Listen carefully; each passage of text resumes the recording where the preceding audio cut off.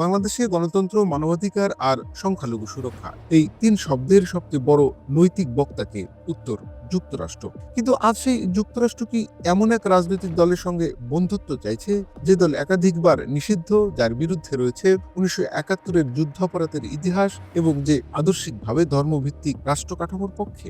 Washington পোস্টের একটি প্রতিবেদন বলছে যুক্তরাষ্ট্র এখন জামাত ইসলামের দিকে হাত বাড়াচ্ছে। তাই প্রশ্ন, এটা কূটনীতি নাকি ভয়ঙ্কর দ্বিচারিতা? 2024 সালে রাজনৈতিক পট পরিবর্তনের পর বাংলাদেশে এক অস্থির সময় পার করছে। শেখ হাসিনার পতন, ডক্টর মোহাম্মদ ইউনূসের নেতৃত্বে অন্তর্বর্তী সরকার আর সামনে 12ই ফেব্রুয়ারির জাতীয় নির্বাচন।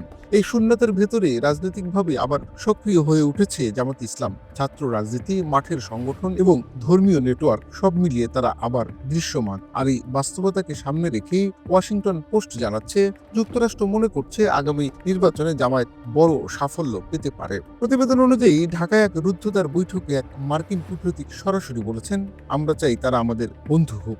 বন্ধু মানে কি? মানে জামাতের ছাত্র সংগঠনের নেতাদের আমন্ত্রণ, মানে সরাসরি যোগাযোগ, মানে ভবিষ্যৎ ক্ষমতার সম্ভাব্য অংশীদার হিসেবে তাদের প্রস্তুত রাখা। এমনকি বলা হয়েছে জামায়াত শরিয়া আইন চাপিয়ে দিতে পারবে না, কারণ যুক্তরাষ্ট্র প্রয়োজনে শতভাগ শুল্ক বসিয়ে দেবে। এটা কি কূটনীতি নাকি অর্থনৈতিক বন্দুক ঠেকিয়ে বন্ধুত্বের প্রস্তাব? এখানেই সবচেয়ে বড় একটা প্রশ্ন ওঠে যে যুক্তরাষ্ট্র ইরানের ধর্মভিত্তিক রাজনীতিকে ভয় দেখায়, আফগানিস্তানে তালেবানদের জন্য নিষেধাজ্ঞা দেয়, মধ্যপ্রাচ্যে ইসলামপন্থী রাজনীতিকে ঝুঁকি বলে চিহ্নিত করে, সেই যুক্তরাষ্ট্রই বাংলাদেশে এসে বলছে জামায়াত সমস্যা না। কেন? কারণ এখানে ভূ রাজনীতি আছে, ভারত বিরোধী সমীকরণ আছে, আর আছে নিজেদের স্বার্থ। গণতন্ত্র, মানবাধিকার, নারীর অধিকার এসব যেন কেবল প্রয়োজন মাফিক ব্যবহৃত শব্দ। যুক্তরাষ্ট্র বলছে জামায়াত নাকি এখন দুর্নীতি বিরোধী, স্বচ্ছতা আর সুশাসনের কথা বলছে। কিন্তু ইতিহাস কি এত সহজে মুছে যায়? যে দল একসময় নারীদের কর্মঘণ্টা কমানোর কথা বলেছে, যে দল রাষ্ট্রীয় আইনের ঊর্ধ্বে ধর্মীয় আইনকে আদর্শ মানে, যে দল 71-এর প্রশ্নে আজও স্পষ্ট আত্মসমালোচনা করেনি, তাদের মূলধারায় ফেরানো বাংলাদেশের ধর্মনিরপেক্ষ রাজনীতির জন্য বড় ঝুঁকি। আর সবচেয়ে ঝুঁকিতে পড়বে সংখ্যালঘু সম্প্রদায়, নারী, শ্রমিক এবং তৈরি পোশাক খাতের লাখ লাখ কর্মী।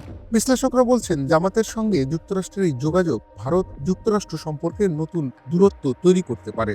ভারতের কাছে জামায়াত মানে পাকিস্তান পন্থা, আঞ্চলিক নিরাপত্তার হুমকি। কিন্তু এখন ভারত যুক্তরাষ্ট্র সম্পর্ক নিজেই টানাপোড়েনে, আর সেই সুযোগেই ওয়াশিংটন ভারতের উদ্বেগকে পাত্তা দিচ্ছে না। বাংলাদেশ যেন হয়ে উঠছে বড় শক্তির পরীক্ষাগার। প্রশ্নটা এখন তাই খুব সোজা, যুক্তরাষ্ট্র কি সত্যি গণতন্ত্র চায় নাকি শুধু নিজের স্বার্থের সঙ্গে মানানসই সরকার? জামাতের সঙ্গে বন্ধুত্ব বাংলাদেশকে স্থিতিশীল করবে নাকি নতুন মেরুকরণের দিকে ঠেলে দেবে? বাংলাদেশের ভবিষ্যৎ কি নির্ধারিত হবে ওয়াশিংটনের কৌশলে নাকি দেশের মানুষের ভোটে? এই প্রশ্নগুলোর উত্তর ঠিক করে দেবে এই বন্ধুত্ব আশীর্বাদ নাকি আরেকটি ভয়ঙ্কর রাজনৈতিক ফাঁদ।